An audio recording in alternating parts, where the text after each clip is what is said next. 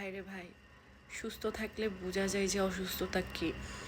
তা না, এই 3-4 দিন ধরে সর্দি, গলা ব্যথা, কাশি, জ্বর এগুলো নিয়ে যে প্যারায় আসি সিরিয়াসলি। মানে রাত্রে ঘুম হয় না, কাশতে কাশতে গলা পুরো জ্বলে নাকি ব্যথা করে, দেন নিঃশ্বাস তো নিতে পারি না নাক দিয়ে। সব কিছু মিলায় পুরো একদম যাতা অবস্থা।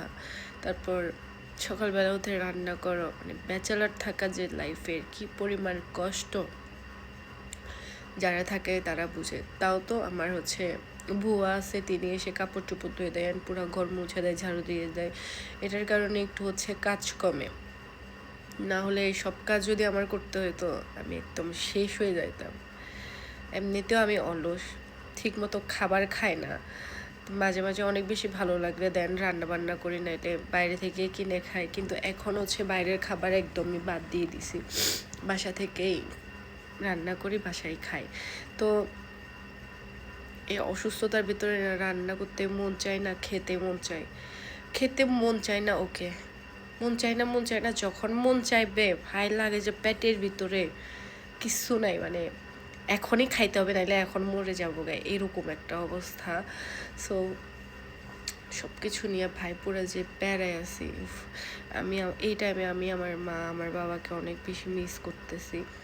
রিজন বাবা মা থাকলে অনেক কেয়ার করতো, আর বাসায় তো কখনো কোনো কাজ করি নাই, মা বাবাই সব করে দেয়।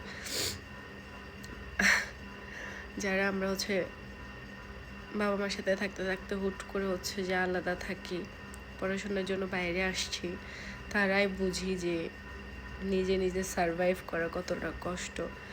ভাই, বাবা মার সাথে থাকলে ঘুম থেকে উঠো, খাও, শুয়ে থাকো, নিজের মতো থাকো, এরকম।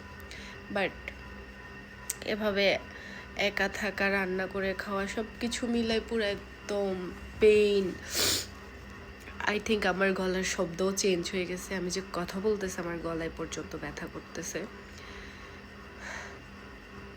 আমার এখন বাসায় চলে যাইতে মন চাইতেছে সিরিয়াসলি, বাট যাইতে চাইলেও যাইতে পারবো না, কারণ আমার নেক্সট মান্থ থেকে এক্সাম। ভাই সিরিয়াসলি আমি আমার বাপ মাকে অনেক বেশি মিস করতেছি।